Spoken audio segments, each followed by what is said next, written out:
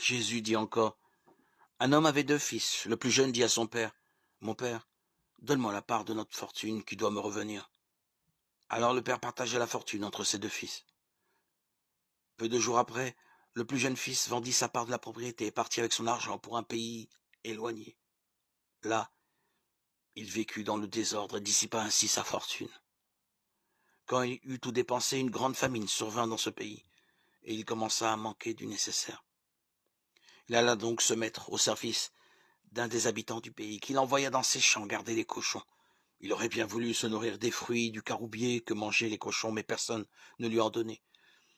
Alors il se mit à réfléchir sur sa situation et se dit, tous les ouvriers de mon père ont plus de nourriture qu'ils n'en peuvent manger, tandis que moi, ici, je meurs de faim. Je vais partir pour retourner chez mon père, et je lui dirai, mon père, j'ai péché contre Dieu et contre toi. Je ne suis pas digne que tu me regardes comme ton fils. Traite-moi donc comme l'un de tes ouvriers. Et il partit pour retourner chez son père.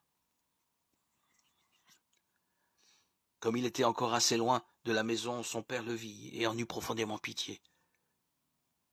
Il courut à sa rencontre, le serra contre lui et l'embrassa. Le fils lui dit alors, mon père, j'ai péché contre Dieu et contre toi, je ne suis plus digne que tu me regardes comme ton fils.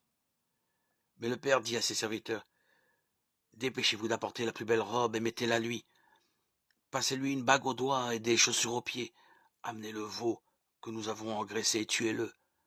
Faisons un joyeux repas, car mon fils que voici était comme mort, et il est revenu à la vie. Il était perdu, et je l'ai retrouvé. Et une joyeuse fête commença. Pendant ce temps, le fils aîné de cet homme était au champ. Lorsqu'il revint et fut près de la maison, il entendit un bruit de musique et de danse. Il appela un de ses serviteurs et demanda ce que cela signifiait. Le serviteur lui répondit, ton frère est revenu et ton père a fait tuer le veau que nous avons engraissé, parce qu'il a retrouvé son fils en bonne santé.